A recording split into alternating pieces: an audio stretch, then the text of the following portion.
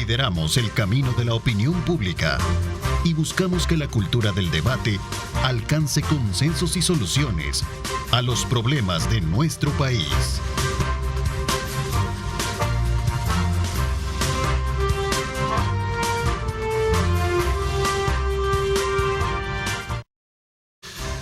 Buenos días, El Salvador, ¿cómo están? Qué placer enorme saludarles. Gracias a nuestros compañeros, a Luis Amayoa, a Luis Ernesto Mendoza también, por mantenernos junto a todo el staff de Telenoticias Megavisión. Desde luego, muy informados desde muy tempranas horas de la mañana. Vamos en esta hora y media, como siempre, en este día viernes, agradeciendo a Dios Todopoderoso por darnos ese privilegio de poder ingresar hasta la intimidad de sus hogares a poder ofertarles una discusión, un debate de altura con relación a los temas que han estado gravitando en nuestro país de manera importante. Así es que hoy quiero darle, como siempre, la más cordial bienvenida a Carlos Araujo. Bienvenido, gracias por acompañarnos. Hola, buen día a todos y un gusto estar acompañándolos un nuevo viernes por aquí. Gracias también, Vladimir Melara, también bienvenido. Gracias por acompañarnos, Vladimir. Un gusto, gracias. Gracias también a ti, Juan Contreras. Muchas bienvenido. Gracias, Ernesto. Muchas gracias a la población que nos sintoniza. Tania Pastor también, bienvenida, Tania. Gracias, Ernesto. Un placer estar un nuevo viernes acá con toda la audiencia de Grupo Megavisión y mis colegas panelistas. Sin duda alguna vamos a tener temas muy importantes esta mañana que abordar. En la Asamblea Legislativa se presentó una reforma constitucional para que los 5 magistrados del Tribunal Supremo Electoral sean propuestos por la Corte Suprema de Justicia. ¿Qué alcances tiene esta propuesta? ¿Cuáles son los pros y los contras? De esto vamos a hablar en una primera instancia. También vamos a hablar, sin duda alguna, sobre este otro tema que tiene que ver con la inscripción de candidatos. Y, por supuesto, también no podemos pasar por alto este nuevo esfuerzo de las autoridades de seguridad para el establecimiento de cercos militares.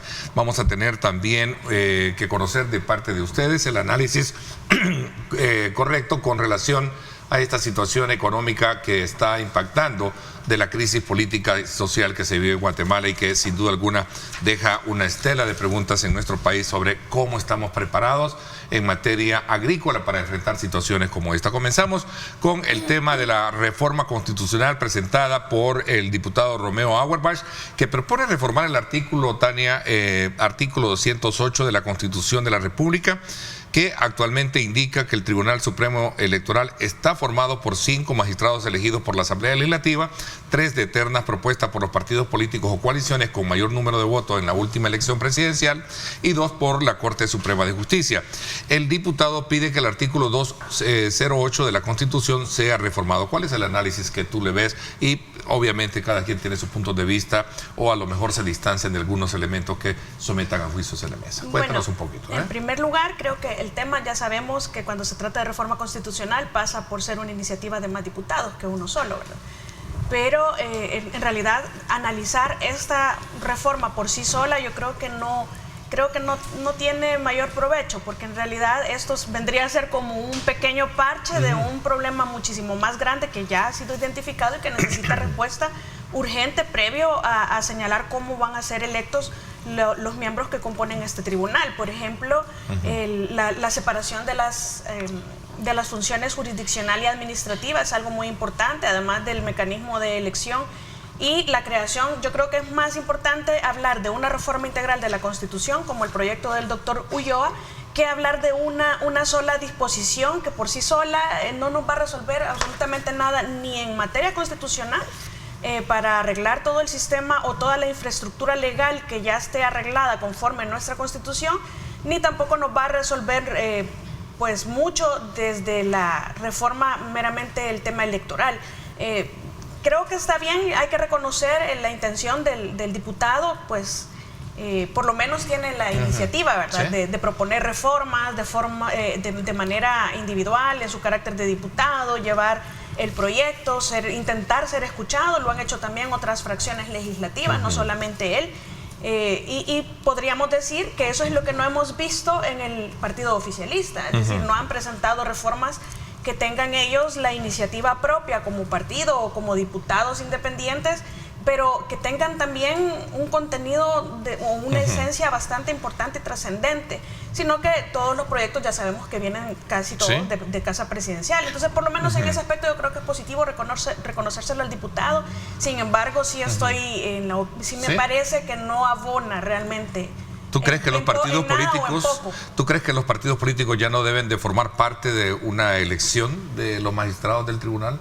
Lo que sucede es que creo que debería de revisarse la jurisprudencia en donde se estima una suerte de sanción permanente para todas las personas que aspiren a un cargo público de funcionario, especialmente de este tipo de cargos como magistrados del Tribunal Supremo Electoral, magistrados de la Corte Suprema de Justicia, magistrados de la Corte de Cuentas de la República, en donde se establece una sanción permanente a formar parte, a ser funcionario, si se ha militado en un partido político, ya sea de forma material o formal, y eso creo que eso merece más revisión, porque la sanción tal cual está establecido ahora, con esa prohibición tan permanente, tan absoluta, y también incluso el tema del transfugismo, yo creo que eso debe ser revisado, porque el hecho que yo sea parte, incluso hubo una de las inconstitucionalidades de uno de los magistrados, creo que del Tribunal Supremo Electoral hace años, que él dijo abiertamente: yo soy militante del partido Frente Faramundo Martel, del FMLN, y yo no encuentro que eso pudiera ser eventualmente un impedimento para ejercer mi función de forma independiente, objetiva e imparcial. Entonces, y yo creo que la sanción debería de ser revisada, y el IC Valdivieso tiene un amparo ahí que nunca se lo resuelven, ni las autoridades anteriores ni la actual, de hasta dónde y hasta cuándo se le va a considerar. Él no fue vinculado formalmente al partido que lo vincularon cuando le prohibieron postularse para una candidatura del Consejo Nacional de la Judicatura. Se le atribuyó una vinculación material, pero por haber sido funcionario de un partido hacía más de 10 años. Entonces, ¿cuántos años o cuánto tiempo o cuáles van a ser los parámetros que se van a estimar para considerar que una persona ya no está vinculada ni material ni formalmente a un partido, o si eso realmente influye para que el ejercicio de esta persona sea imparcial? Ok, Carlos, en igual sentido, se necesitan 10 votos, serían los necesarios para que esto... 10 diputados, ¿los tendrá Romeo? Mira, en este momento no. O sea, esto es una iniciativa individual del diputado Romeo Auerbach de Gana. ¿Tiene sustento entonces? No tiene mucho porque sustento. Él ha presentado, él lo que tiene que hacer es el lobby para que 9 compañeros adicionales en la Asamblea Legislativa lo puedan acompañar para darle iniciativa formal. O sea, en este momento no es más que un insumo. Punto. ¿Sí? O sea, no es ni siquiera... ¿Por qué surge de él y no de la bancada oficial, que en todo caso sería, digamos, la interesada? Ni idea. Recordar que él es parte, o sea, es socio, es partido asociado a la bancada oficial. Aliados, sí. Entonces puede hacer que por un lado quieran probar de alguna manera o testear el tema, porque sí es un tema que puede ser para mí preocupante. Sí, ¿qué alcances tiene? Por las señales que da. Quiero poner un poco de contexto al tema. Recordemos que la guerra, incluso en El Salvador, uno de los elementos detonantes del conflicto armado en El Salvador fue el cierre de los espacios democráticos y los fraudes electorales. Eso fue uno de los detonantes principales de la guerra. Por eso es que después del conflicto y cuando se hacen los acuerdos de paz y todo ese tipo de cosas, de alguna manera se hace un diseño de la institución electoral en donde pues todos los actores se van a cuidar entre ellos. Y por eso es que están los partidos políticos allá adentro. Y creo que en el momento y en el contexto era bueno, era correcto, era adecuado, para vigilarse precisamente a un elemento donde habían fraudes, que los actores políticos de alguna manera cuiden la elección. Así ha funcionado durante muchísimo tiempo, pero creo que ese modelo ya se agotó. Y yo sí estoy de acuerdo totalmente, y lo he dicho desde hace ya muchos años, ¿sí?, de que hay que despartidizar el Tribunal Supremo Electoral. Yo en eso sí estoy totalmente de acuerdo. O sea, sacar los partidos políticos. O sea, es que los partidos ya no pueden estar administrando el proceso electoral. En el momento anterior creo que era correcto por la coyuntura de país que estaba viviendo, por el precedente de fraudes que habían y todo ese tipo de cosas. Pero creo que se maduró lo suficiente. Se agotó el modelo. Se agotó el modelo de esa forma y creo que es necesario cambiarlo para despartidizarlo. O sea, los partidos son los contendientes y por lo tanto el árbitro no puede estar conformado por los mismos partidos electorales. Entonces, con esta iniciativa, Romeo se le pudo haber adelantado a la bancada oficial. Es que esta discusión de despartidizar... Al final ha sido bastante crítica la bancada oficial de la actual pero es que estructura. No pongas que son ellos los que han querido cambiar eso. Esta discusión de despartidizar el tribunal es vieja, antes de la bancada oficial. O sea, es un tema viejo. El tema es que nunca ha habido los votos suficientes o los consensos necesarios en temas electorales para poder hacer el cambio. A mí lo que me preocupa, yo felicito la iniciativa de ponerla sobre la mesa de una reforma constitucional orientada a despartidizar la institución, pero sí me preocupa algo, es la propuesta de Romeo.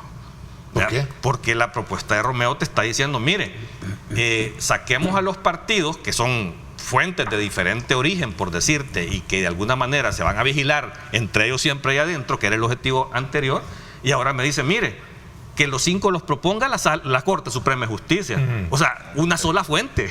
Entonces, si al final querés sacar a los partidos políticos, ahora lo que querés hacer es dejar a una sola fuente dentro del Tribunal Supremo Electoral con una sola visión y con los cuestionamientos, entre comillas, que tiene el origen de la propuesta que él quiere hacer. Entonces, yo creo que sí es bueno el tema, que hay que discutirlo, pero hay que buscar mecanismos diferentes. ¿Para qué? Para darles independencia, para blindarlos, que no puedan ser, que tengan esa autonomía, que tengan estabilidad en el tiempo, un diseño al estilo como la Corte Suprema de Justicia funciona, que son magistrados por 9 años, que se van renovando cada X tiempo, que las fuentes vienen de los abogados, que vienen de otro lado. Entonces, un diseño similar creo que se puede buscar hacer para buscar ese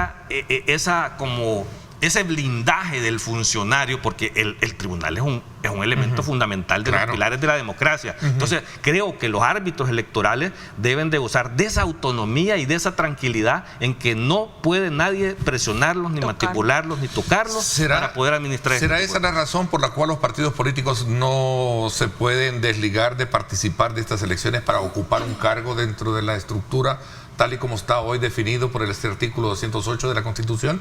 Es decir, que el primero... Sí, la motivación. Pone, digamos... Los 3 primeros en la presidencial. Los 3 primeros lugares en la presidencial. Eso significa que es utópico pensar que se van a retirar las fórmulas presidenciales, Arena y FMLN. Pues ellos andarán buscando tener representación ahí, ¿no? Ahí sí, yo no creería que el único motivo de los partidos sea un magistrado del Tribunal Supremo Electoral. No lo creo. No lo creo así. O sea, esa es una consecuencia. ¿No crees que es el árbitro, es el... Sí, querer tener el control del Tribunal Supremo Electoral es lo que... Pero no lo tienen, o sea, ni lo tendrían, porque al final de cuentas son 3 partidos políticos más 2 provenientes de la Corte, entonces no tendrían nunca la mayoría para poder... O sea, hablo de los partidos de oposición, tendrían 2 espacios a lo sumo.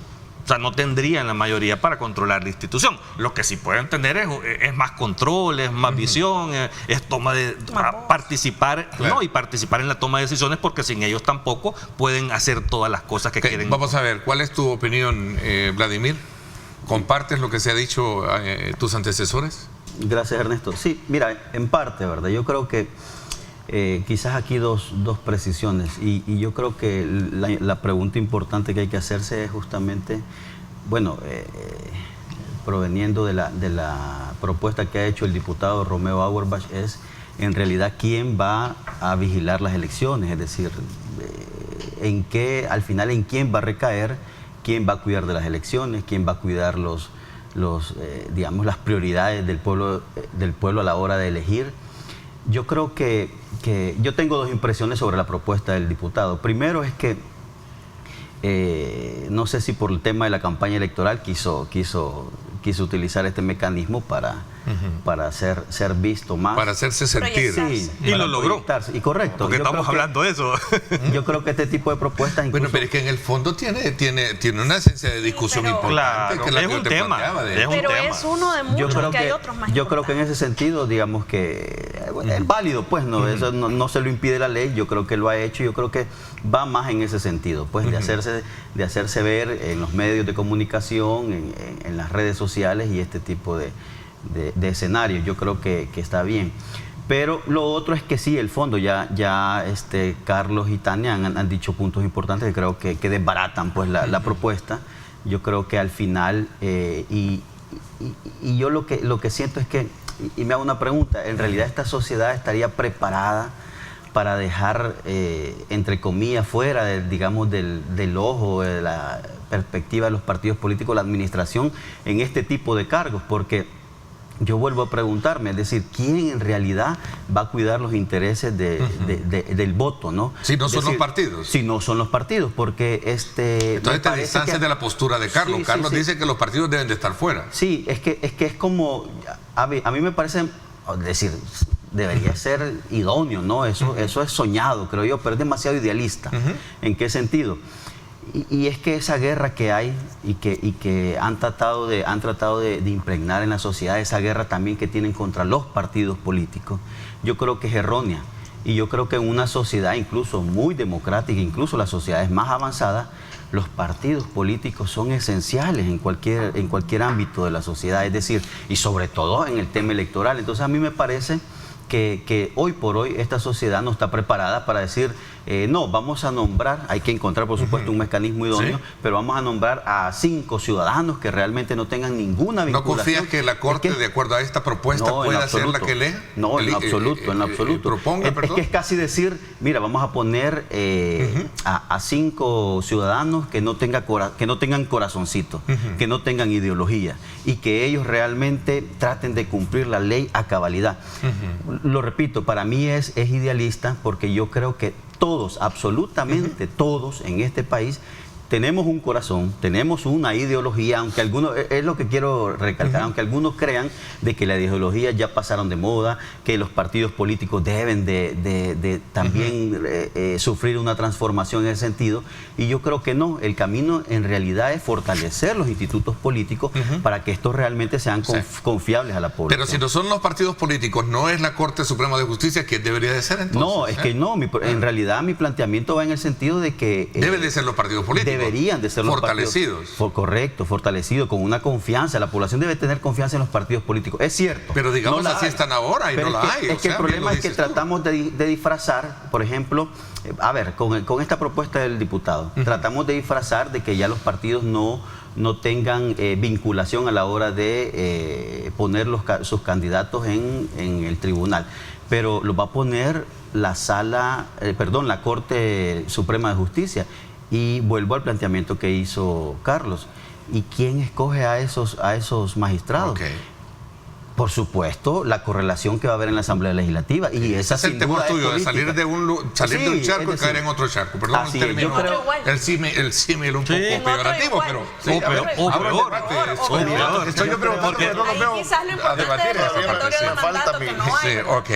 Yo creo de que al final, lo repito, la sociedad debe de madurar más para poder aspirar a un planteamiento parecido al que dice Carlos. Pero hoy por hoy no creo que esté agotado. Es más, hoy se agrava más la necesidad de que los partidos estén vigilando este proceso electoral. Interpreto entonces que tú dices que la iniciativa va más para decir, aquí estoy, óiganme, sí, el caso del diputado. Es correcto. Es que mira, y es que no hay que tenerle temor a las... Y es que yo no tengo problema en que un integrante de la sala de lo constitucional tenga su ideología. Yo no tengo ningún problema, pero eso no lo puede descalificar para ejercer su función. Igual los magistrados del tribunal. ¿Te mantienes, te distancias o te apegas a lo que han dicho tus colegas de mesa? Cuéntame un poco, Juan, y abro el debate, por favor, porque sé que hay muchos elementos ahí. Comparto con Vladimir que sí es una estrategia para hacerse ver por parte del diputado. Creo que eso, y lo ha logrado, pues, estamos hablando de ello. Pero en los requisitos formales de una iniciativa de esta naturaleza, pues al no tener la firma de 10 diputados no se cumple. Por tanto, en las formas, esta iniciativa no va a pasar a ser ni siquiera discusión en una comisión. ¿Tú crees? Porque lo que pasa es que aquí están los requisitos para recibir correspondencia. El 73 del reglamento interior de la Asamblea te dice, todo proyecto de ley presentado a conocimiento de la Asamblea deberá contar con la iniciativa que señala la Constitución. Y la Constitución en el 248, inciso 3, te dice que cualquier iniciativa de reforma constitucional necesita 10 firmas. Entonces, desde el momento que ingresan cualquier cantidad de piezas de correspondencia, en el análisis que va a hacer la Junta Directiva y lo va a pasar a la plenaria, y de la plenaria lo pasa a las distintas comisiones, ahí va a decir, miren, aquí faltan 9 firmas.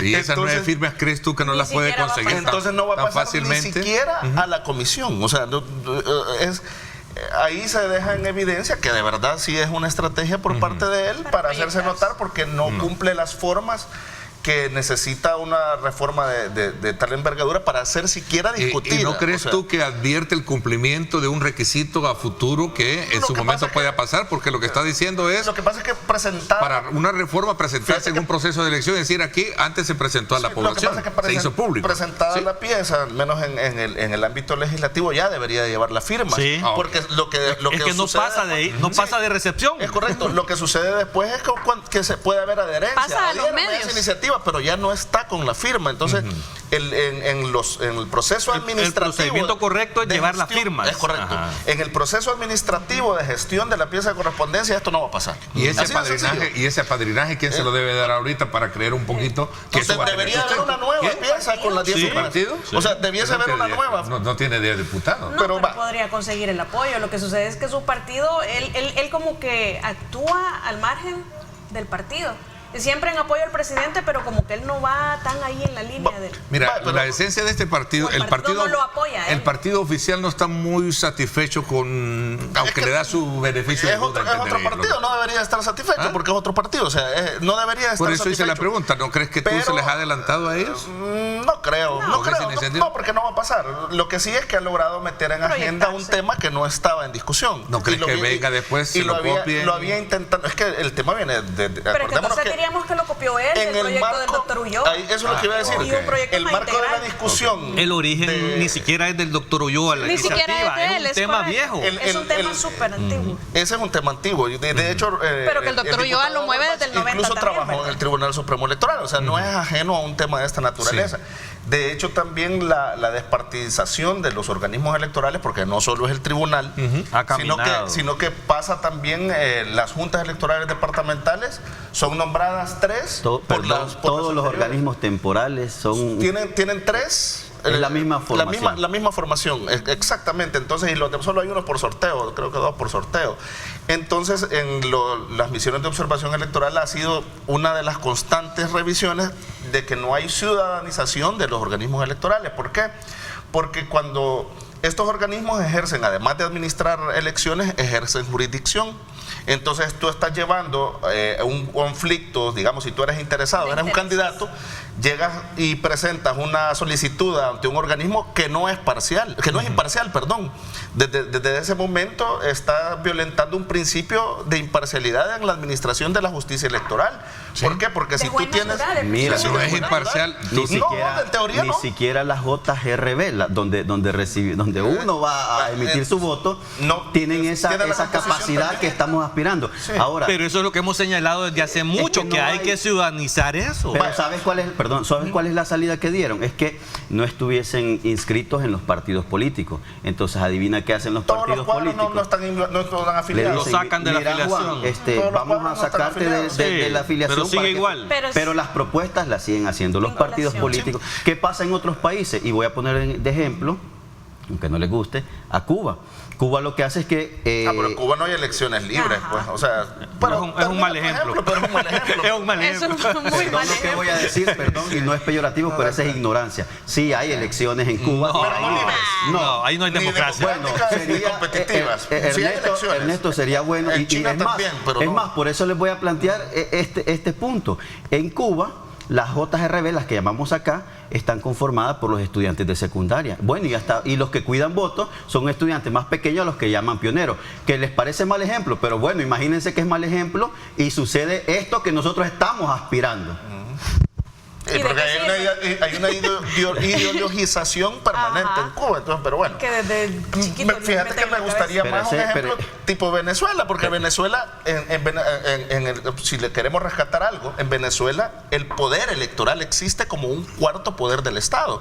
O sea, los organismos electorales no solo están los poderes normales que nosotros sabemos, ejecutivo, legislativo, judicial, sino que desde Simón Bolívar, no es invento de Hugo Chávez, sino que el poder electoral tiene ese nivel, pues como un órgano del Estado, y debería de serlo porque ahí es donde se toman las grandes decisiones de país. Por eso es que hay que cuidar tanto esa institución. Sí, yo creo que en la discusión de la reforma constitucional debe de ser una discusión amplia e integral, no solamente ver al Tribunal Supremo Electoral, sino que ver otras instituciones como Corte de Cuentas, ya lo hemos hablado acá, pero en materia electoral a mí sí me gustaría un planteamiento que creo que sí está trabajado por el equipo ad hoc liderado por el doctor Ulloa, en el que hay una separación entre los organismos administrativos electorales que van a ser los que organizan elecciones, y se plantea la creación de una sala de lo electoral dentro de la Corte Suprema de Justicia. Esa es la propuesta que trae. ¿Qué es lo que implica que sea una sala de lo electoral? Que va a seguir el nombramiento de esos magistrados,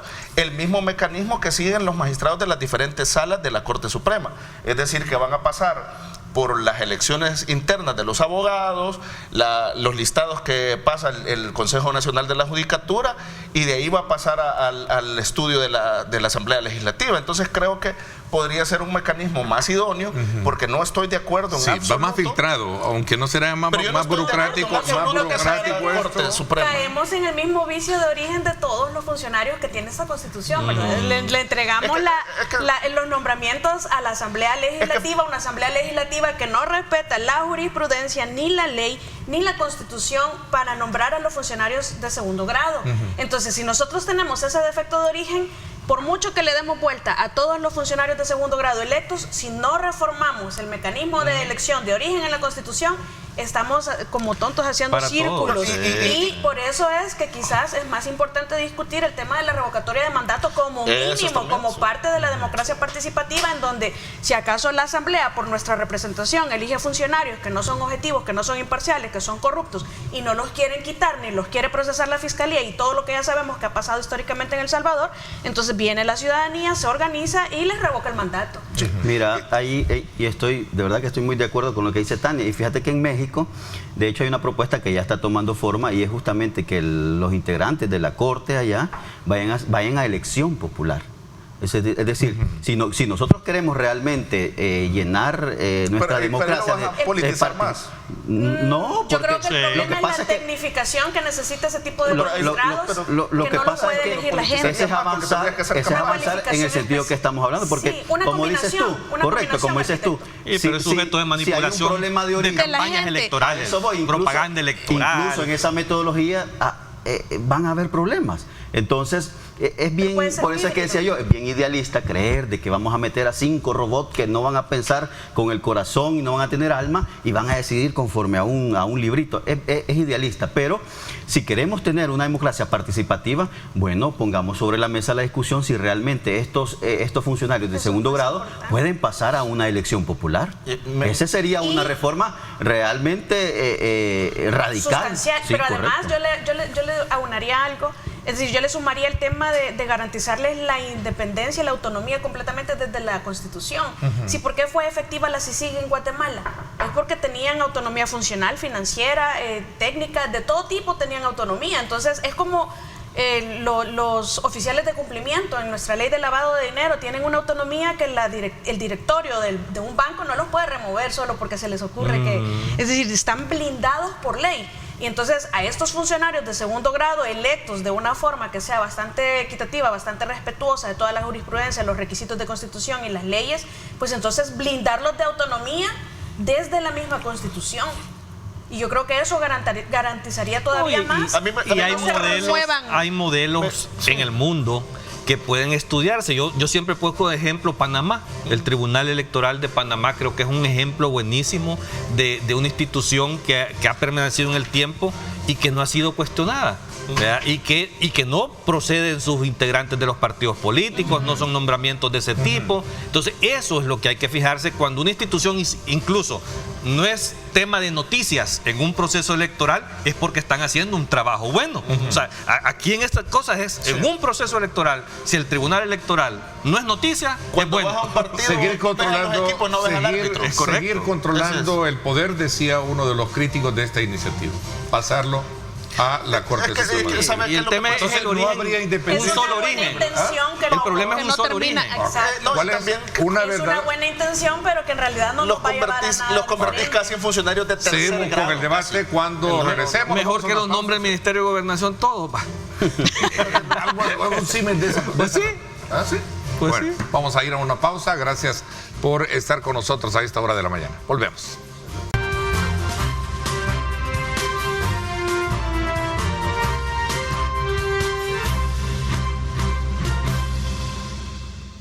Bueno, gracias nuevamente por estar con nosotros a esta hora de la mañana. Entonces me queda muy claro y creo que también a nuestros televidentes sobre los pros y los contras que tiene esta iniciativa propuesta en la Asamblea Legislativa. Pasamos a otro tema que sin duda alguna tiene que ver mucho con el evento de inscripción de candidatos presidenciales esta semana, en la cual también el Tribunal Supremo los ha observado. Comienzo contigo y luego abrimos el debate. Yo creo que al final... Yo creo que este es parte del proceso ya de inscripción que se cierra el 26 de este mes. Y pues los candidatos lo que presentan son solicitudes y todos los atestados, todos los documentos que requiere el Código Electoral, y que el tribunal lo que hace es efectuar una verificación si se cumplen o no con los requisitos tanto constitucionales como de ley para inscribir las candidaturas. Entonces, eventualmente, si hay algún documento o algún requisito que no se cumple y que puede ser subsanable, el tribunal lo que hace es observar y le notifica al interesado para que él arregle esa situación o presente un documento que puede ser que esté desactualizado o que esté malo en alguna situación. Pero eso es lo normal, digamos, que puede pasar en un proceso electoral, que te lo observe el tribunal. Tenés 3 días para subsanar, presentar la subsanación, y si eso el tribunal dice, sí, lo que tenía mal ya lo arregló, y proceden a la inscripción normal en el registro que llevan ya como candidatos. Eso es normal. Creo que hay 2 planillas observadas, hablando de las presidenciales, y también está una planilla que presentó la solicitud, que creo que es el caso de Arena, ¿verdad? Entonces yo creo que en esa parte es el funcionamiento normal del organismo colegiado, el tribunal, de la secretaría, que es el que recibe las solicitudes, y pues esperemos que en los días que faltan los demás, porque ahorita están ante el tribunal, se inscriben las planillas de diputados y las planillas presidenciales. Las planillas de consejos municipales se inscriben ante la Junta Electoral Departamental. Entonces habrá que ver también cómo se desarrolla el tema en las juntas electorales departamentales y ver si las planillas observadas presentan esas subsanaciones, porque de no hacerlo no se deniega la inscripción. Pues, o sea, ese es como el único riesgo que puede haber. Es interesante que solo son observaciones, porque cuando hay algo que no es subsanable, entonces automáticamente se deniega la inscripción. Entonces que hayan solo observaciones quiere decir que son situaciones no tan graves, digamos, y que pueden ser subsanadas. A ver, Vladimir. No, mira, yo creo que ya, como dice Juan, igual ya el periodo pues que estipula la ley inició, y yo creo que es importante que vayamos viendo cómo van encendiendo los motores los partidos políticos. Y yo creo que es parte, pues, y es saludable también, sobre todo para esta sociedad, que también incluso la ciudadanía, el electorado vaya viendo cuáles son las propuestas que se van presentando, al menos para ir llenando los requisitos que la ley estipula.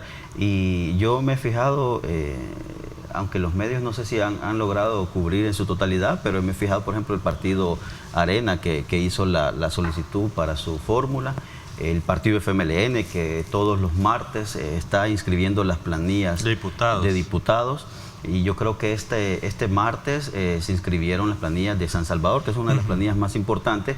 Así que yo esperaría que todos los partidos políticos que están, bueno, que han llenado requisitos, vayan presentando. Ojalá que, digamos, esto no vaya, o al menos con los partidos que no han decidido todavía, o que quizás a lo mejor todavía no tienen los requisitos completos, pero que vayan acelerando el paso, porque es necesario ya tener el panorama definido sobre los candidatos. ¿Te refieres a la fórmula oficial? Es correcto. ¿Crees que no se ha inscrito todavía? ¿No? Y es necesario, porque así ya vamos a valorar sobre hechos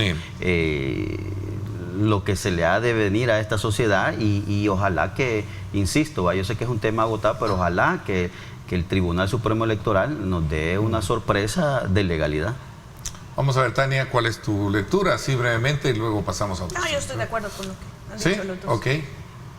Carlos. Mira, con este tema de las inscripciones ahí, a ver si habrá algunas sorpresas en cuanto a las inscripciones de diputados en los partidos políticos. Recordemos que hay un requisito que se puso a partir del 2020, que es la certificación de haber presentado tu declaración de probidad ante la sección de probidad de la Corte Suprema de Justicia. Yo lo traigo a colación porque recuerdo un informe de Acción Ciudadana que reporta que muchos funcionarios y diputados particularmente no habían presentado esa declaración. Entonces, si eso no lo han hecho, pues algunos posiblemente se queden fuera de la contienda, y el tribunal está pidiendo esos requisitos para poder evaluar su inscripción en algún momento. Y hay otro tema que creo que es importante, un llamado a las instituciones responsables de emitir todas las solvencias, certificaciones, ese tipo de cosas, que lo hagan con un poco más de celeridad.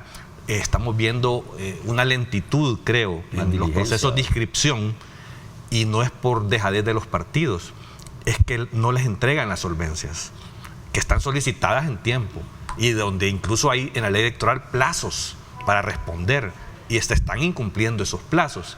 Entonces también creo que hay que hacer un llamado a las instituciones, porque no es primera vez que hay una elección. Y también que hay directrices en ese sentido, de que estas instituciones que emiten este tipo de solvencias estén dispuestos, o sea, que haya mayor diligencia de la... Nunca ha habido problema en el pasado con eso, son los mismos requisitos, son las mismas instituciones. En el pasado los daban express. No necesariamente, pues es decir, el que la debe, ahí están las instancias para que lo vayan a traer y a procesar, eso no es ningún problema. O sea, yo no creo que es que estén revisando ahora más que antes, o sea, al final de cuentas, si alguien no tiene un expediente, simplemente se dice no tiene un expediente, y en el caso de Hacienda o lo apretan un botón alcaldía, y ya sabes si alguien está solvente o no está solvente. O sea, yo creo que hay un poco de displacencia de poder atender de una forma acelerada.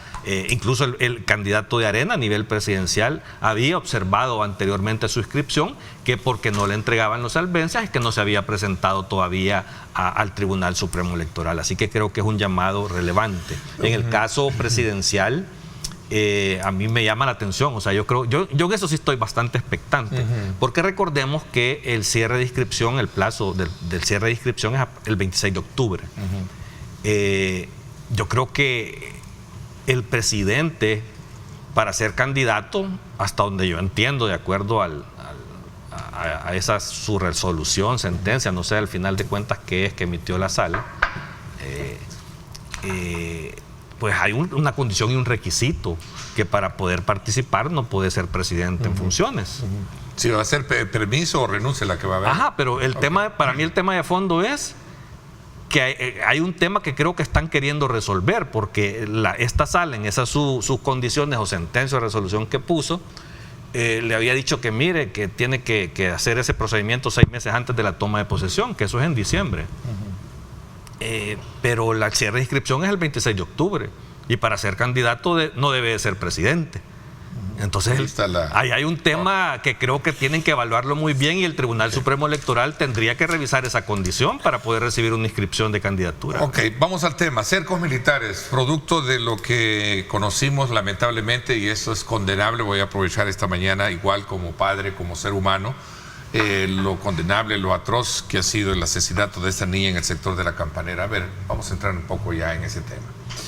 Bueno, y abrimos el debate igual, ¿verdad? Tú nos pones el contexto y abrimos el debate de todo esto. Yo creo que es lamentable, todos sentimos mucho o lamentamos realmente lo que le pasó a la niña, a Melissa, y nos solidarizamos con su familia, especialmente con las personas en La Campanera. Yo escuché videos de personas que grabaron todo lo que sucedió, y que aparecieron, varios youtubers pasaron los videos de lo que pasó a la hora del traslado que hicieron de las Bartolinas a la presentación en la conferencia del detenido frente a la escuela donde la niña asistía. Y realmente la gente se muestra bastante indignada, porque al señor lo conocían, era un vecino que se acercaba a los niños y que siempre los saludaba, que mostraba mucho aprecio por los niños, y que ahora quizás en retrospectiva la gente hace memoria y dice, la verdad es que siempre tuvo la cara de pícaro, ¿verdad? Pero era un vecino, era alguien de la zona, era alguien conocido.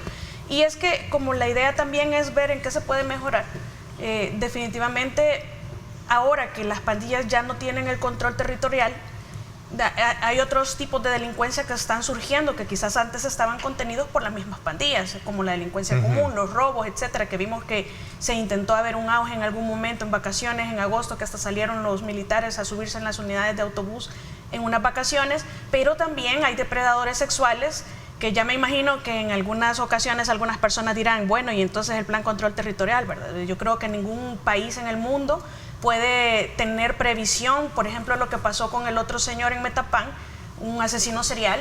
Es decir, esos son tipos de asesinatos que no son de los grupos terroristas, de las estructuras de pandillas, sino que son especiales y pasa en el mundo entero. Ningún país tiene control absoluto sobre los depredadores sexuales o sobre los asesinos seriales, porque son una delincuencia especial que ni siquiera las personas que viven alrededor de estos sujetos delincuentes pueden prever que esa es una mente enferma la que tienen cerca, y lo hacen su amigo, lo invitan a su casa, es parte hasta de la familia a veces. Entonces definitivamente creo que esto nos da un ejemplo que tenemos que no perderle la vista a nuestros niños, estar siempre pendientes.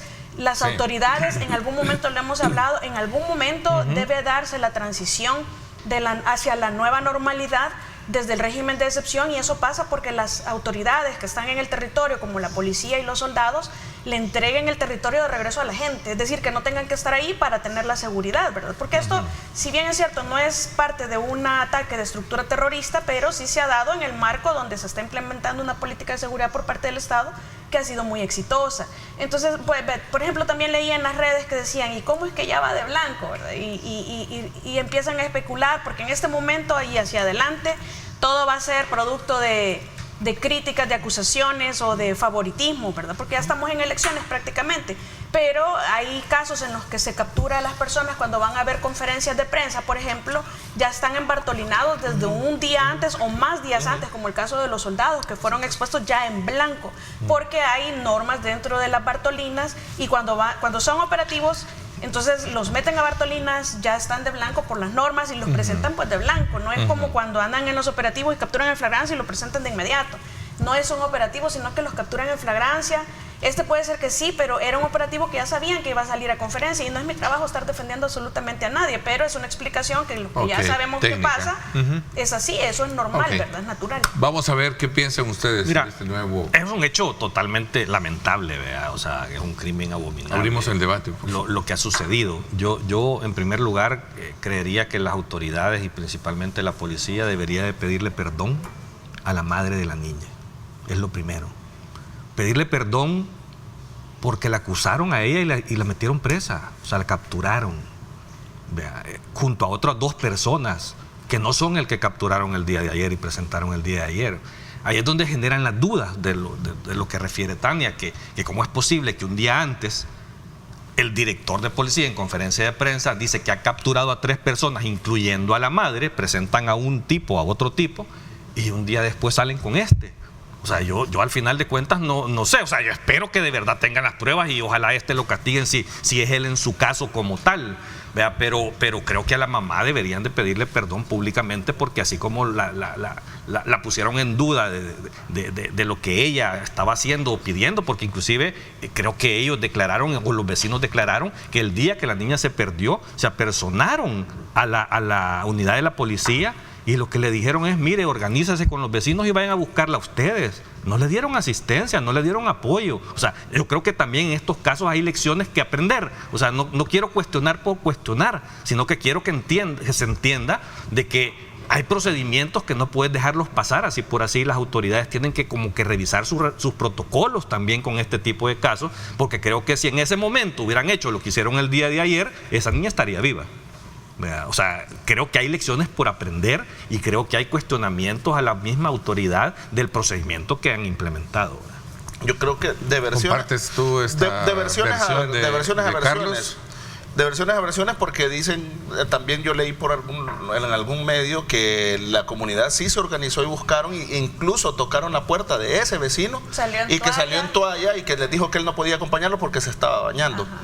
Tristemente, pues, porque seguramente la niña estaba ahí, no sabemos si estaba viva aún. Pero no era responsabilidad de la comunidad, era responsabilidad de la autoridad ayudar. En el sentido pero en la nota del periódico sí dice que iban 2 policías. En el sentido de las capturas anteriores, yo creo que cuando andas en investigación, todo el que es sospechoso hay que detenerlo. Pues, y presentarlo. Si 10 son sospechosos, que detengan 10.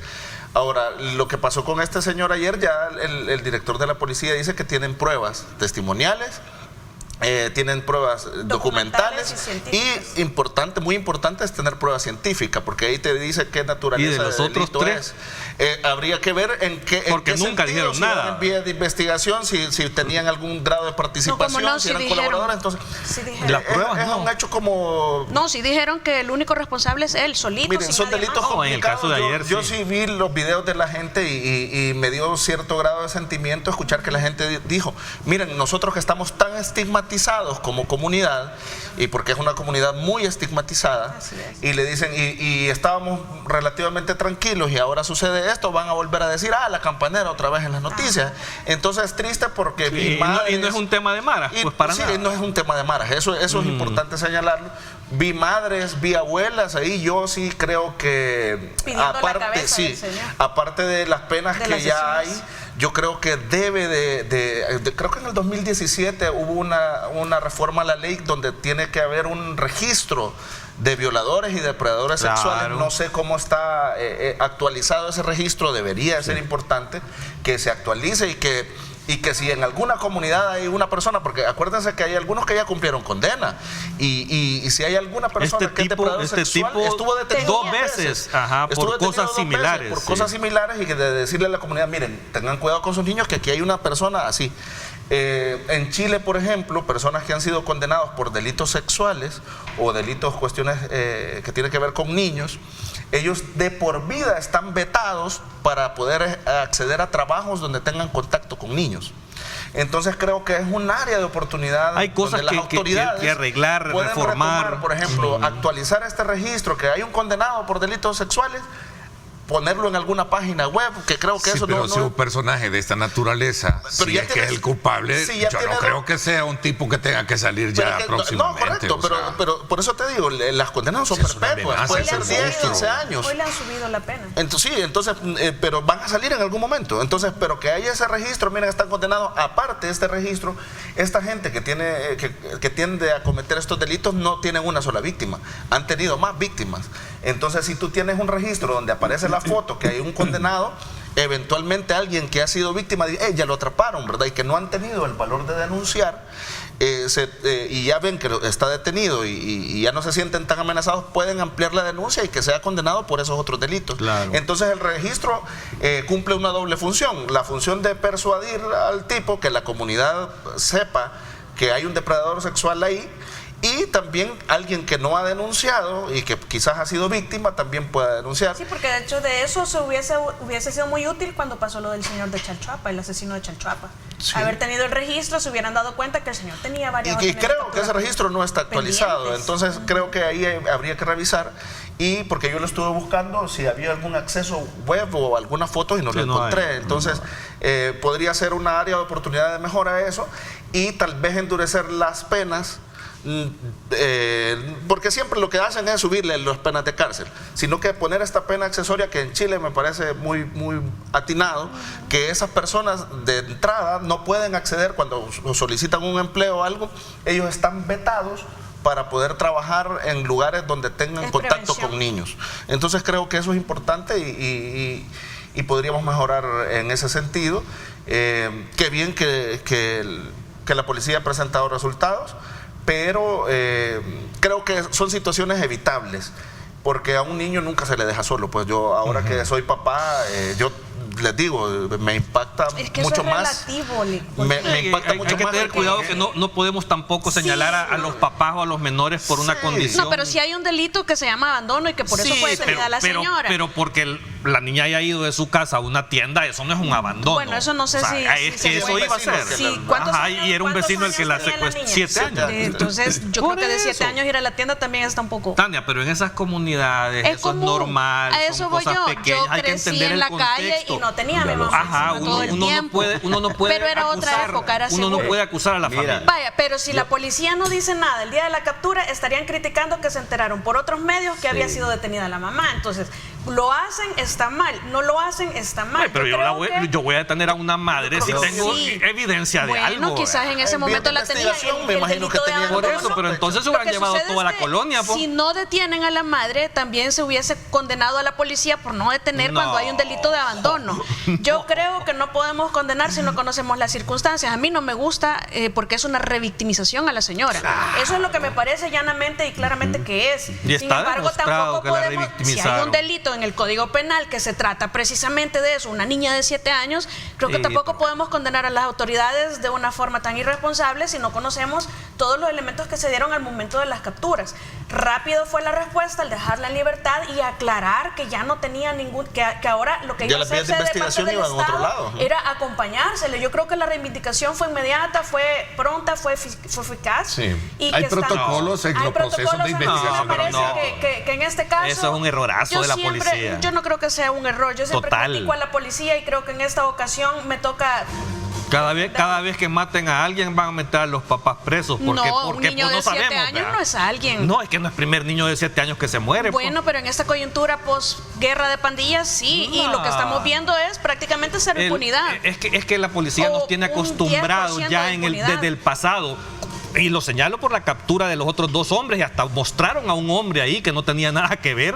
Vea, y que todo el mundo estaba pidiendo hasta la pena de muerte del tipo que no tiene nada que ver con el tema. Pero también acuérdense del principio de este gobierno, cuando pasó el caso allá por el Congo, de aquel bus que habían asaltado, que hasta operativos con helicópteros hicieron y capturaron como a 5 personas y al final ninguno tenía nada que ver con eso. O sea, es un show el que nos tiene acostumbrados de alguna forma la autoridad de querer dar un resultado y al final de cuentas se equivocan, porque nos ha demostrado con esas 3 capturas que hubo una equivocación. En este caso no se equivocaron. ¿Cómo no? Capturaron a 3 personas que no tenían nada que ver. Pero era un deber hacerlo en el momento. No es deber capturar a cualquiera. Sin investigar. Así tienen a 20,000 personas tienen metidas en la cárcel. No, eso dice una señora de una organización que no existe jurídicamente. La Comisión Interamericana de Derechos Humanos es la que ha dicho. Sí, con fundamento en eso. No perder la oportunidad de la flagrancia si no los detenés. Yo siempre he pensado que la policía es una institución que necesita depuración y reestructuración desde su misma ley de existencia, es decir, ahí la depuración la hacen prácticamente imposible porque los gobiernos anteriores dejaron una ley en donde no se puede quitar a alguien si no se siguen años de proceso y a veces es necesaria inmediata depuración. Max, la pausa y regreso. Bueno, está bastante deficiente, pero que sin embargo en esta ocasión sí funcionó. Vladimir, saca número porque no has hablado. Vamos a la pausa y regresamos con más 724. Bueno, la situación crítica de Guatemala en términos políticos sociales está impactando económicamente en nuestro país. Altos precios en algunos productos. La pregunta es, ¿por qué seguir dependiendo de importaciones y por qué no ser productores? ¿Por qué no mejorar nuestra producción agrícola? Voy a una pausa y regresamos con más. Gracias por estar con nosotros.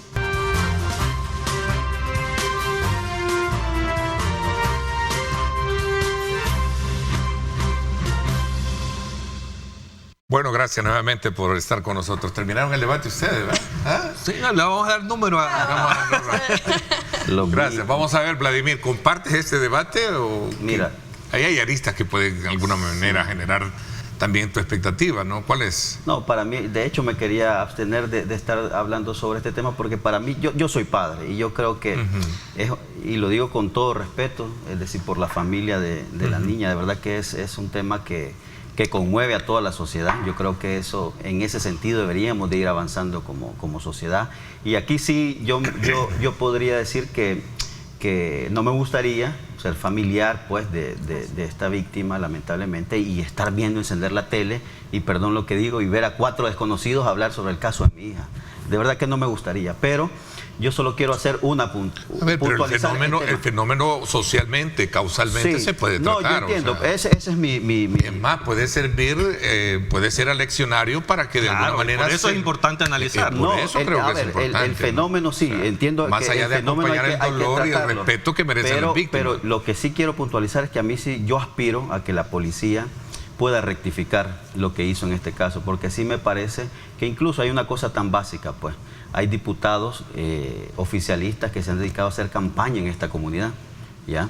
Y que han hecho campaña de que esta comunidad hoy es, al parecer, de los lugares más seguros, a diferencia de muchos años atrás, y hay que reconocerlo, pues, que posiblemente cambió alguna circunstancia en esta comunidad. pero no es posible de que a 4 gritos se diga de que hoy estamos viviendo en uno de los países más seguros de América y de repente culpan a la mamá porque dejó ir a la tienda a la niña o a algún otro lugar de la comunidad en el país más seguro de casi que del mundo. Entonces, esas incongruencias son las que revelan los pasos erróneos que da la policía, que da esta política de querer magnificar todo y lo repito, ojalá que se pueda rectificar en el tema de la investigación. No es posible que primero se capture y después se investigue, es decir, sobre todo que se exponga en las redes sociales y en todos los medios de comunicación a personas que al final no tenían ningún vínculo. Eso es doloroso, es decir, ¿cuántos juzgamos a priori al primero de los que capturaron? Y hasta dijimos, tiene cara de tal funcionario. Pena de muerte pidieron. Sí, y hasta dijimos, ese tiene cara de militar, cara de policía. Entonces, ese es el problema cuando se cometen ese tipo de errores, que primero capturas para que la gente diga, es eficiente la policía. ¿Qué piensas de esa pregunta? Porque tiene que ver con el planteamiento que estás haciendo. Buenos días, Ernesto, con perdón a don Carlos. Bueno, la referencia a lo que hizo Carlos también, pero se dan casos en donde la madre tiene que ver en los casos y mientras se investiga, todos hasta los padres son sospechosos. Pero lo que pasa es que deben de haber un mínimo de indicios. Pero se supone que tuvo que haberlos habido para que se atrevieran a detener a la madre. Pero no ¿por qué no lo dicen? ¿Por qué no lo explican? Porque incluso al que acusan, o sea, es un cambio drástico en la investigación. No es ni siquiera un familiar. ¿Un día les duró? Sí, es decir, los indicios son muy frágiles. Pongamos otro ejemplo similar. Brevemente, cuando detuvieron al esposo de la exdiputada que asesinó en su propia casa y que simuló todo el escenario y lo capturaron en flagrancia. Entonces, si no lo hubieran capturado, el señor quizás se hubiera fugado. Había indicios. Bueno, pero es que aquí también no sabían. Lo que sucede es que en la premura de tratar de no dejar que alguien se fuera... Y a él no lo capturaron el día que murió ella. No, lo capturaron pero mucho después, cuando hubo una investigación. Es correcto. O sea, es que yo creo que lo capturaron siempre en la flagrancia. No. Ahí sí no recuerdo. Es que yo creo que bueno, en este tipo de delitos por lo general son conocidos o gente cercana los que cometen estas fechorías, ¿verdad? Entonces yo creo que la fiscalía y la policía en este caso debe de tener sus protocolos y decir, miren... Es que ese es el sentido, que hay que revisar esos protocolos. Vamos a agarrar esto. Entonces yo, por mí, si tenían que detener a 10, 15 personas, que los detengan. Qué bien que ya tienen a la persona que aparentemente es la involucrada y que tienen la prueba y todo, pero por mí, si había que detener 10, 15 y si la mamá, pues, algún indicio le vieron, pues que la detengan también. Va a decir que a veces hay madres que no denuncian. Hay una pregunta, dice, con respecto al tema, aquí en mi comunidad, no dice qué comunidad, hay una persona pedófila, dice, y nunca ha sido procesada. Incluso las madres de las niñas saben y no hacen nada con respecto. Y entonces, ¿cómo van a entrar al sistema de vigilancia? Vale, eso es por parte de las autoridades.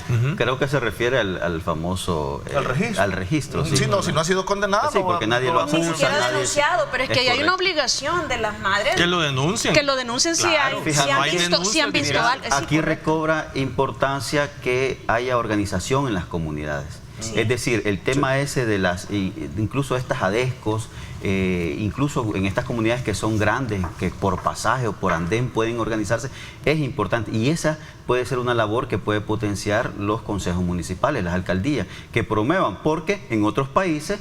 pero ya se tiene identificado incluso de qué trabaja, dónde vive, cómo hace para vivir, cuáles son sus familiares, porque la organización permite eso, que tú conozcas tu ambiente y seguramente eso va a ser un factor que va a incidir en la precaución a la hora de este tipo de delitos. Y que quizás no va a evitar, pero por lo menos va a disminuir la posibilidad. No, y es una fortaleza para que la comunidad se autocuide de este tipo de delitos. Sí. Hay que conocer a nuestros vecinos. En este caso la gente creyó conocerlo, por eso digo, quizás no se va a poder evitar, pero ciertamente puede disminuir el riesgo. Correcto. Es una gestión de riesgo que se debe trasladar, es una cultura de prevención que debe ser trasladada hasta lo más íntimo de todas las comunidades, por pequeñas o grandes que sean, porque al final la primera quizás capa de protección de nuestros niños, y si los dejamos salir a que jueguen, pues somos nosotros mismos. Lo interesante es que tenían los antecedentes. Y no solo es eso es lo que uno dice comunidades, pero en realidad es en todas las residencias, porque incluso hemos visto capturas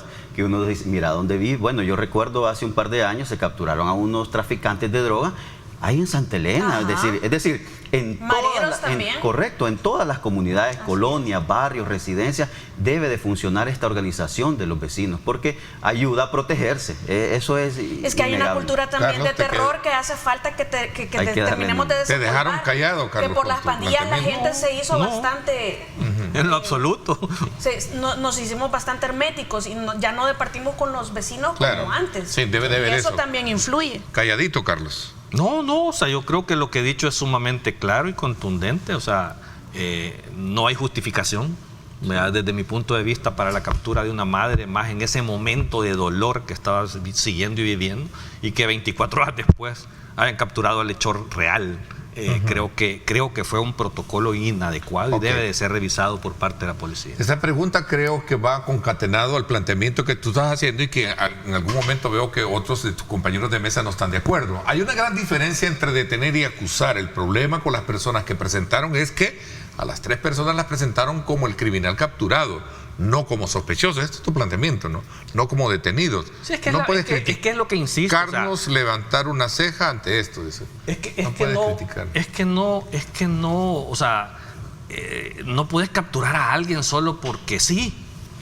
O sea, y que 24 horas después deseches totalmente tu investigación. Yo vi la noticia cuando los capturaron y dijeron que vías de investigación los capturaban. No dijeron, tenemos al autor material. También la policía tiene protocolos, y eso todos lo sabemos, para no necesariamente capturar, si tú tienes alguna sospecha, pero tienes un control sobre algunos ciudadanos que tú crees que puedan tener alguna vinculación, sin necesidad de capturarlos. Eso lo hacen en todas las policías del mundo, tienen algún control. Pero si lo citas y estás citando al sospechoso, ¿lo vas a entrevistar? ¿Se te va? No, pero sobre todo en estas comunidades donde la policía y el ejército tienen presencia permanente. O sea, 300 metros de ahí hay un puesto policial. Es correcto. ¿Y cómo no vas a controlar a la madre, a ver, de la niña, si hay un puesto policial, ahí ha estado sitiada?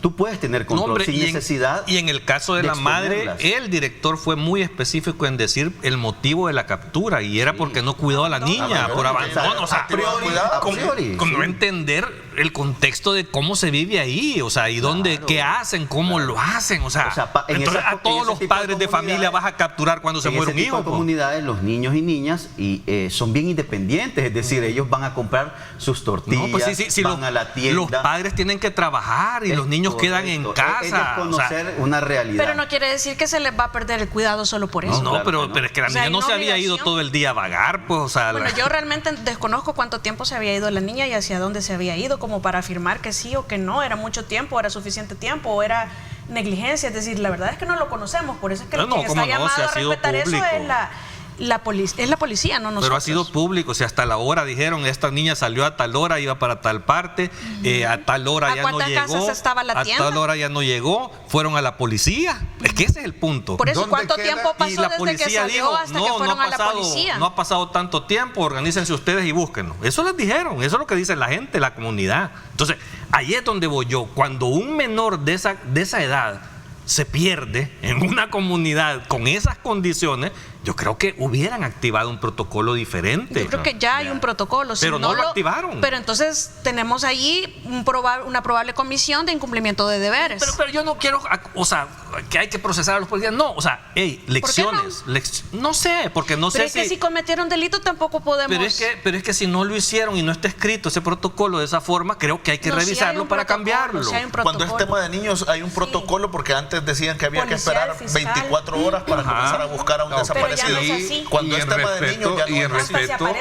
Y en respeto al dolor de la familia, obviamente, pero debe de ser un momento aleccionario para poder poner, digamos, es que ese es mi punto. Traer al tema esto aquí es eso, es qué podemos cambiar para que esto no suceda. Buenos días, un saludo a los panelistas. ¿Dónde queda el principio de inocencia? Buena pregunta. Donde queda siempre en todos los procesos. Ahí se va ¿Qué pasa con las 3 personas que detuvieron?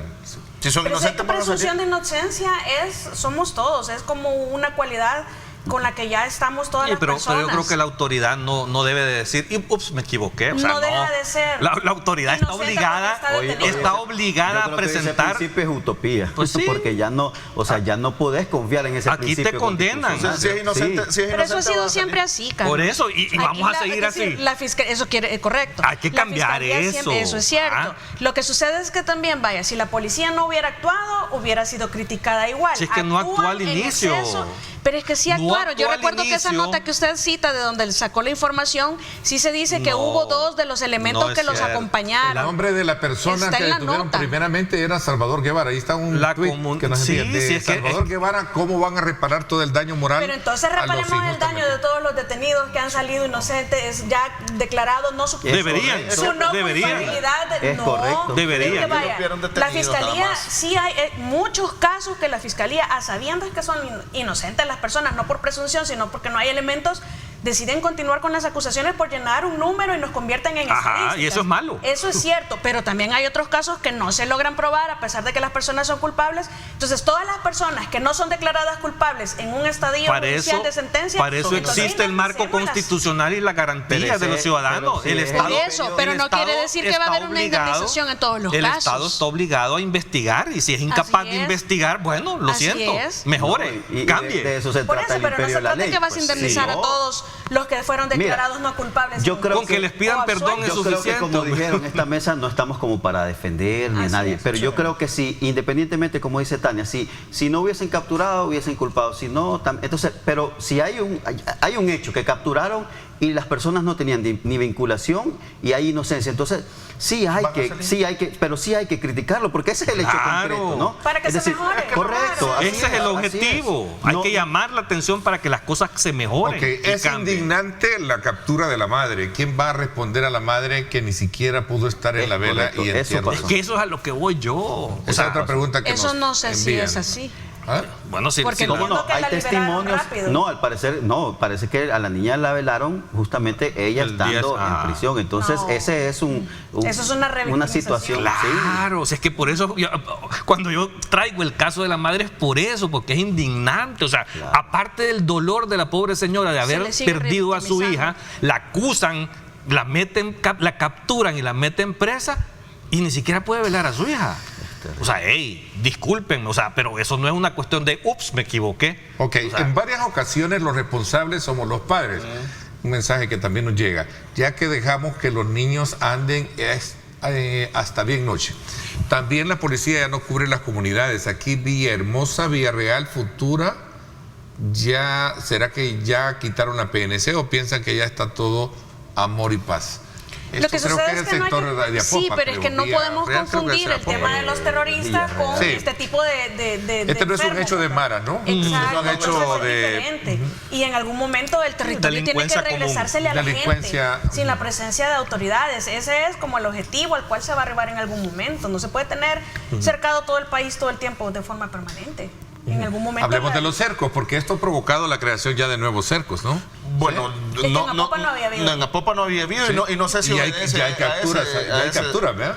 Y no sé si obedece a la cuestión de la niña, porque sí hay un nuevo cerco en la Campanera, pero los de Apopa no sé si obedecen a eso o que ya tenían identificados algunos, porque acordémonos que este es un delito distinto a lo que cometen las pandillas, ¿verdad? Eso hay que diferenciar. Buenos días, muy buen tema, dice, saludos desde Candelaria a la Frontera. Candelaria a la Frontera. Necesita la sociedad más refuerzo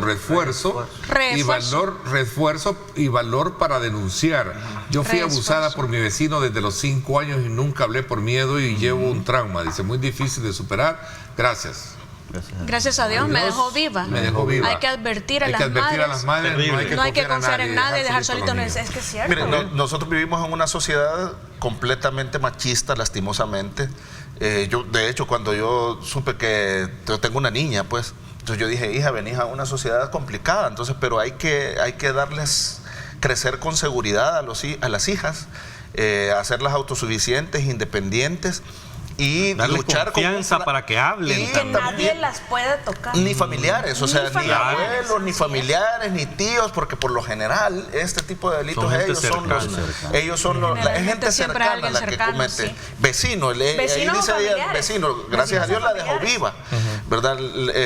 Y que pues aparentemente ya lo ha podido superar porque puede hablar del tema, pero miren, es un flagelo oculto que debe de ser atacado, porque es un flagelo oculto. Y por eso lo hemos elevado a discusión, a reflexión. Creo que ese es el sentido de entonación de agenda. Que un caso tan lamentable como eso tiene que llamar a las alertas y llamar a las autoridades a decir, y revisar miren, toda la base de datos tenemos que tener pendientes acusadas de este tipo de delitos que no tienen ubicación actual porque quedó ahí pendiente el caso. Lo pueden ir a desempolvar. ¿Madre puede demandar, dice?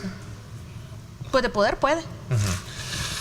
Ok, vamos a la pausa ya. Bueno, cuando regresemos, Guatemala, es un tema, o también tenemos el tema de cercos militares, esto es el tema de cercos que no hemos hablado. Es una pausa, no me cambie, regresamos, 7:43 minutos.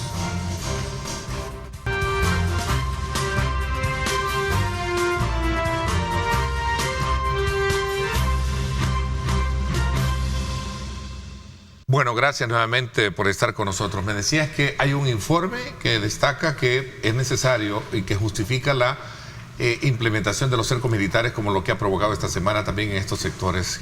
Sí, fíjate que creo que fue el periodista Roberto Valencia, que creo que fue el que escribió al respecto sobre unos documentos internos de la policía, en donde de alguna forma se evidenciaba que todavía había una buena cantidad de estructuras de grupos de maras en los territorios, y que es evidente, o sea, ante la búsqueda del acoso, la represión por parte del Estado en su búsqueda, pues los criminales tienden a esconderse, ¿vean? No todos han sido identificados ni capturados.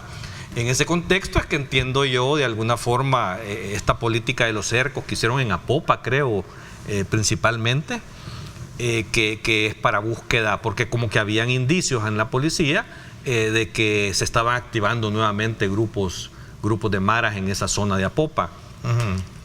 Bueno, ahí hemos visto en medios algunas capturas que han realizado de un par de miembros de maras, y que yo, media vez respeten los derechos humanos de los inocentes, yo no tengo ningún problema con que hagan ese tipo de operativos. O sea, los cuestionamientos nada más pueden venir desde el lado de cuando afectan a inocentes en este tipo de procesos.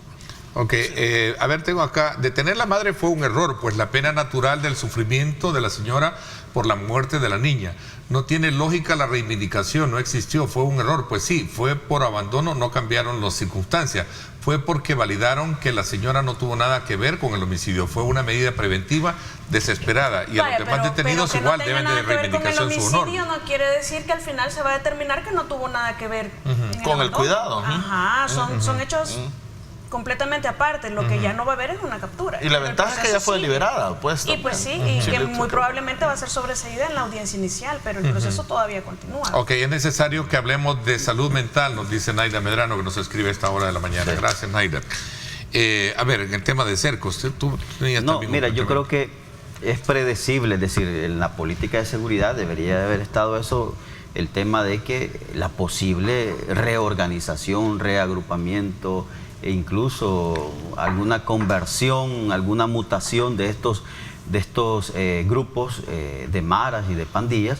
Y yo creo que, como dice Carlos, en todos los esfuerzos que haya para lograr capturar a residuos, si los hay, hay que ayudar, un grupo importante, apoyar, es correcto. Ahí creo que pedir a la gente policía, que denuncie. Nuevamente, ¿verdad? La importancia de la organización en las comunidades. Y yo creo que, por ejemplo, en el sector norte de San Salvador, creo que están en Apopa, en Popotlán y Valle Verde, son comunidades muy parecidas a La Campanera. Claro. Y son comunidades que también tienen conocimiento dónde vivía este delincuente. Incluso, y lo digo con todo respeto, hay mucha gente que es familiar, es decir, en el pasaje vive el tío, vive el papá, la mamá, es decir, conocen muy bien la situación de esas comunidades. Entonces la policía, me imagino yo, pues el Departamento de Inteligencia de la Policía debe de hacer esfuerzos para tratar de prevenir el tema de la reagrupación de estos grupos. Y a mí me parece que mediana vez se actúe de una mejor forma con respecto a la gente que no tiene ninguna vinculación.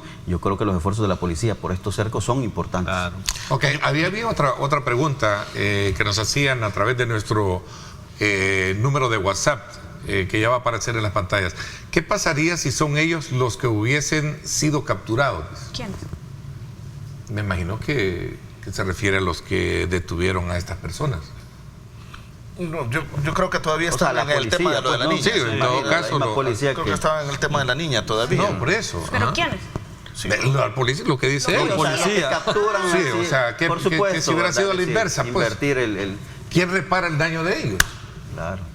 Sí, o sea, es lamentable, ya lo hemos hablado y yo creo Debe de mejorarse un poco el tema de protocolo. Sin duda, los protocolos tiene que revisarse. Y mira, ese es el objetivo. Y esto es como muy reincidente. Yo creo que la policía ya debe de sentarse para evitar que con el afán de aparecer en las redes que ya solucionó el caso y que tiene una inmediata actuación, en ese afán comete errores. Y yo creo que es tiempo de retroceder en ese sentido y mejor dedicarse a lo que sus facultades los limita, porque es complicado. Es decir, eso no les va a durar siempre.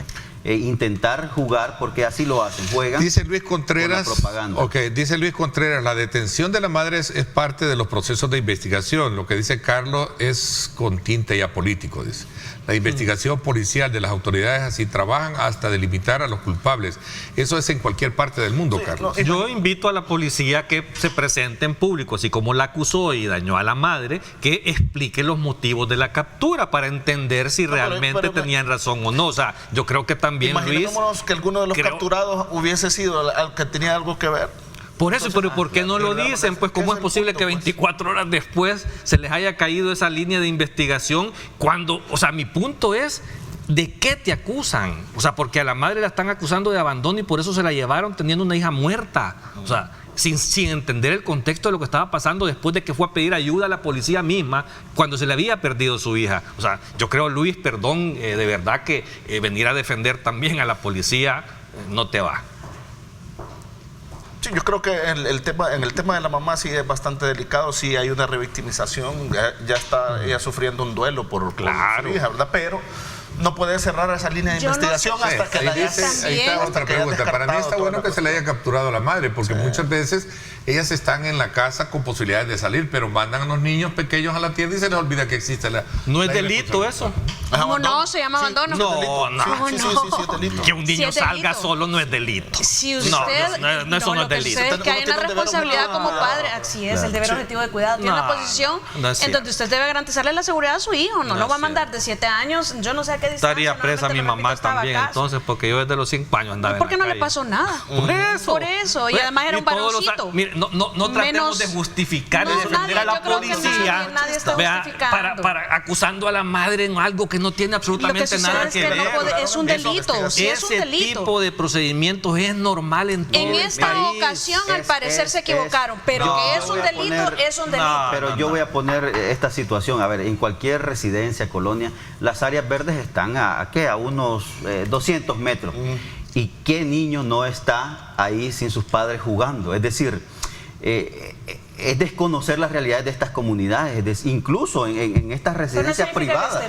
Se van a las escuelas solos. Es correcto, es decir, yo creo que ahí habría que tener cuidado porque, por supuesto, los padres tienen ese deber, ¿no? El de protección sobre los niños, pero no podemos a priori decir que fue abandono porque la niña fue a la tienda a 2, 3 pasajes o incluso porque estaba en la cancha de la colonia. Eso no definitivamente no es abandono. Volvemos. Bueno, yo creo que es tema de criterio porque si yo dejo a mi hijo varias horas allá afuera en la calle y no me doy por enterada qué está haciendo y tiene 7 años, yo creo que no sabemos si algún vecino también dijo, no, miren, a la niña solita andaba, siempre la dejaban andar sola. Pero justamente en esa la investigación, por eso fue la reacción de la comunidad, porque la niña ya no llegó y reaccionaron buscándola. Es decir, hubo una reacción. Y yo no vi a ningún vecino acusando a la mamá de nada.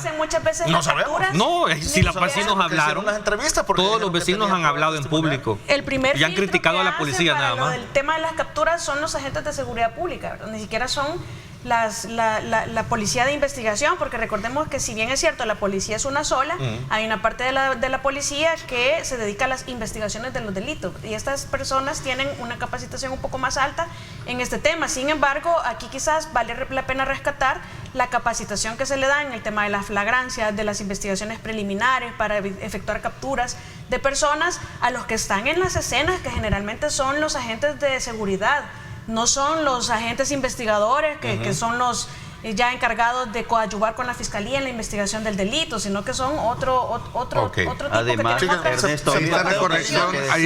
Ahí está la corrección de la pregunta. Mira, ¿pensarían lo mismo sus panelistas si fueran ellos los que hubiesen sido capturados? Si yo soy sospechoso, que me lleven.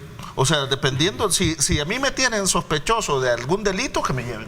Yo no tendría ningún problema. Si yo soy inocente, voy a salir.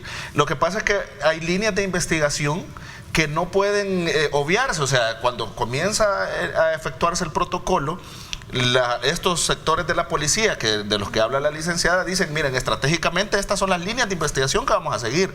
Vamos a entrevistar vecinos, vamos a entrevistar familiares, vamos a entrevistar amigos. Y a los familiares y entonces, si en ese momento la línea de investigación direccionó a que detuvieran a esas personas y a la madre, pues yo no le veo ningún problema, pues. Ahora, ya después, sabiendo que los resultados no son así, ahí sí que con la madre tengan algún tipo de tratamiento, incluso psicológico o algo, para evitar la revictimización, y que también la mamá tenga la cuestión. Pues sí, pues, que tiene que disculparse, eso sí.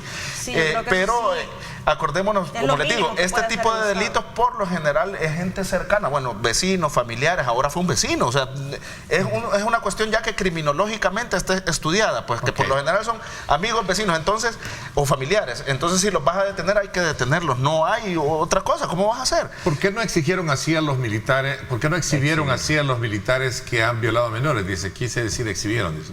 No, pero sí los exhibieron. Sí, después de la presión pública. Claro. Después de la sí, hubo no, o sea, no tratemos de tapar el sol con un dedo. Yo creo que es un error lo que ha sucedido. Sí. Tienen que revisarlo, tienen que cambiar, hay que generar nuevas leyes que permitan de alguna forma controlar a este tipo de sujetos. Miren lo otro que contó la televidente, que a ella la violaron por mucho tiempo. Era un vecino. Seguramente está impune. Entonces, estas cosas, o sea, aquí no discutamos o sea, de tratar, y no me refiero a ustedes, sino que por lo que Luis me dijo a mí, que esto es político, lo que estamos hablando, no. Estamos poniendo sobre la mesa un tema sumamente delicado que debe de cambiar la forma en que se ejecutan los procedimientos para evitar estas muertes. O sea, tenemos que evitar estas muertes. Quisiera delimitar un poquito esa parte. ¿Tú crees que entonces las capturas deben de hacerse porque son parte de los procesos de investigación? Siempre y cuando no, yo no tengo problema con que los exhiban. O sea, vos capturás a la gente siempre que tengas un indicio. Pero no solo porque se parece. O sea, es que el error... sabemos los indicios que tenía la policía. Pero entonces, ¿por qué no lo dice? Porque el capturado del día de ayer dieron una comándula de indicios de la captura. ¿Y por qué los tres primeros no dijeron nada? A mí sí me gustaría saber. Solo dicen prueba documental, testimonial, pero no dijeron nada. Pero empezaron a justificar la captura. Y de los otros tres solo la foto. De los otros dijeron que no había participación y que había sido él solo. Sí lo aclararon. No, pero lo dijeron en la captura de ayer. Pero cuando los exhibieron el primer día, que los capturaron, ahí sí no dijeron nada. Solo aquí están. No hay manera, es decir, no hay manera como de tratar de justificar esa conducta de la policía. Yo creo que es una mala conducta. Hay que rectificar. Eso, yo creo que ese debería ser al final como la reflexión. Hay que rectificar porque no es posible ir cada día, cada semana exhibiendo a inocentes. No se puede. O sea, a ver, lo fundamental es investigamos y luego capturamos. A manera de conclusión, así breve, 10 segundos. No, mira, yo creo que esta semana ha sido triste. Y pues, no hablamos de Guate, lastimosamente, lastimosamente no hablamos de ese tema fundamental que nuevamente viene a golpear la economía. Y no es por el conflicto en Guate, es por el efecto que tiene en nuestro país. No, es que eso revela la situación de nuestra política de seguridad alimentaria. Y recordemos que ha habido a lo largo de los años un desmontaje del sector productivo agrícola del país, ¿verdad? Por anteriores gobiernos. Y este gobierno tiene ya casi 5 años de haber podido corregir eso y no lo ha corregido. Es más, lo ha acentuado. Tenemos 5 ministros. Cuando discutamos ese tema, creo que va a ser interesante. Pero lamentablemente no nos quedó tiempo de discutir esto que venía también, yo creo que salta a la mesa por lo que está sucediendo en Guatemala, por lo que vamos a tener de consecuencias también de la guerra allá del otro lado con el tema de los Israel. de los que ocupan el territorio que no les pertenece y de los terroristas que también están dentro del otro territorio. Terroristas de ambos lados, ¿verdad? Que aquí hipócritamente algunos solamente se fijan en lo que hacen algunos y están obviando toda la historia y todo el antecedente. Igual que en Guatemala, que hay un antecedente desde la guerra civil, desde la conformación de la CICIG, desde la eliminación de la misma CICIG por Jimmy Morales, la continuación de Yamatei, y que viene en realidad a desembocar en esta reivindicación indígena que nos está golpeando fuertemente en el tema del agro, que nos está evidenciando la falta de seguridad alimentaria que tenemos y la deficiencia de este gobierno en manejar este tema. Hemos tenido varios ministros que realmente no hemos visto nosotros que se comiencen a sentar las bases para mejorar en el aspecto del agro. Sí, y dar seguridad alimentaria. Y dar seguridad alimentaria. El tiempo se me fue, Carlos. Gracias por habernos acompañado. Te agradezco mucho. A la orden, un gusto. Gracias, Tania, también. Gracias a ti, Vladimir, gracias también. Muchas gracias, Ernesto. Y rapidito, solo a los padres, pues aprovechar que el tema es un poco complicado, el tema de los niños, no dejemos solos a nuestros niños, ni varones ni niñas. Hay que cuidar a los niños. Gracias por mi parte, esto es todo por hoy. Pásenla bien y como siempre recuerden lo más importante, amar a Dios sobre todas las cosas. Lideramos el camino de la opinión pública y buscamos que la cultura del debate alcance consensos y soluciones a los problemas de nuestro país.